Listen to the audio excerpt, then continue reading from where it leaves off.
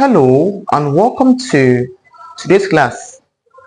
Let's look at the fourth method on evaluating limit of a function called L'Hopital's rule. How do you possibly evaluate problems when it comes to L'Hopital's rule?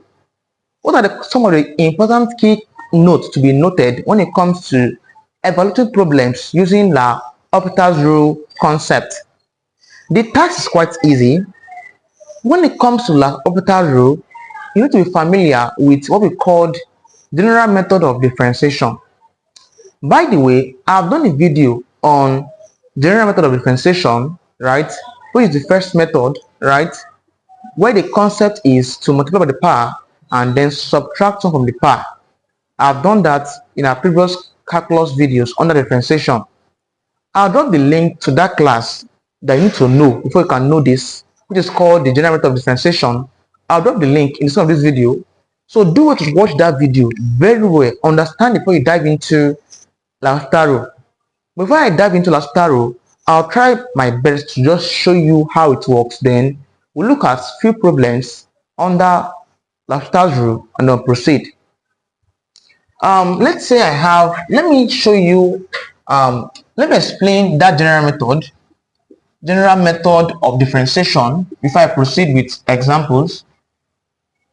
So let's say I have that y is equal to x to power n.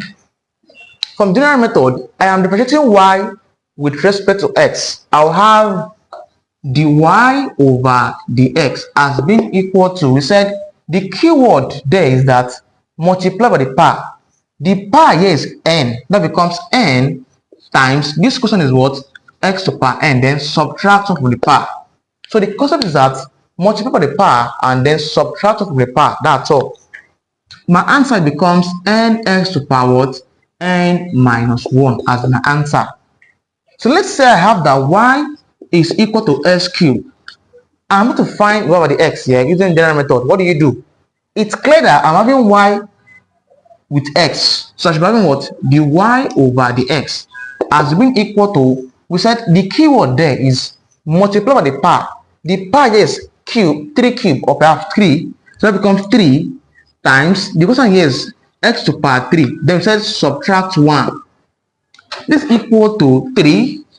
Next up, x to power 3 minus 1 is what? Is 2. When I differentiate x cube, I have 3x squared. This is how general method of differentiation works basically.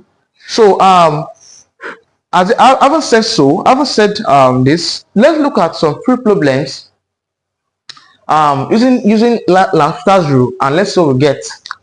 Example 1. Let's say I have the limit as x tends to 5. I have x squared minus 25 all over x minus 5. If you look at this question looks familiar, right? So go back to your H method that we discussed initially in our last class. H method, for the first example we did, it was this, and our answer we got was 10. Our answer we got here was 10. If you are following our class gradually, you observe that when we solved for this problem using H method, we had 10. Similarly, if I'm choosing L'Hopital's rules, I'm also meant to have 10. That's the concept. We'll try to solve this using L'Hopital's rule. Example 2, we also try to solve this problem. The limit as x tends to 3, I have x cubed minus 27 over x minus 3. Also look at this. When we did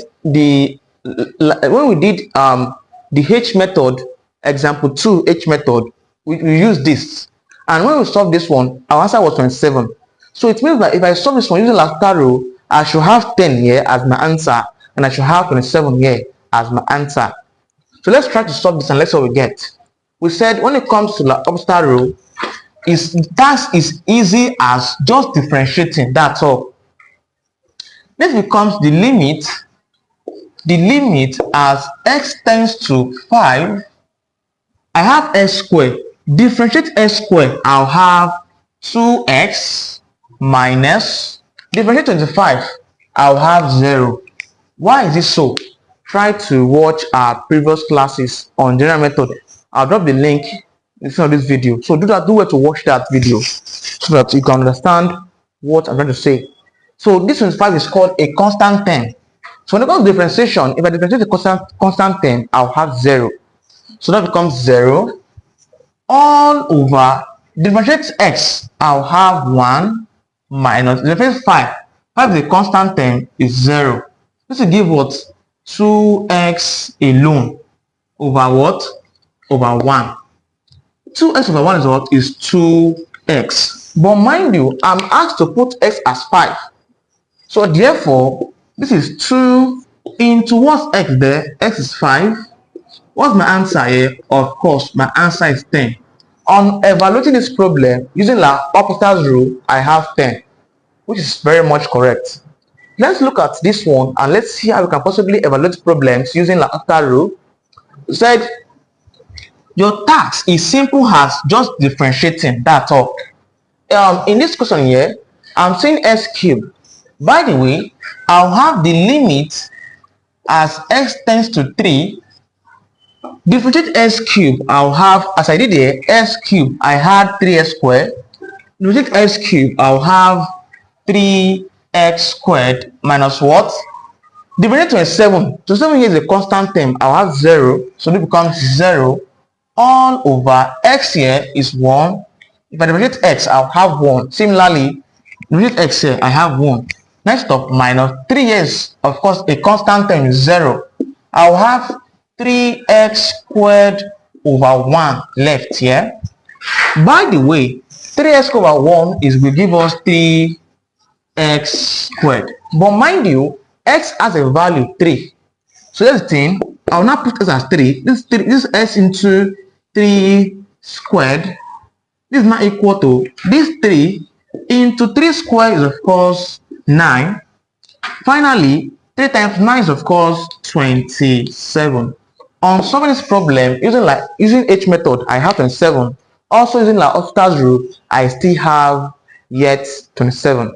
This is how to evaluate problems using L'Hopital's rule. Let's look at yet the last example, or perhaps the last method called the series expansion method of evaluating limits of a function.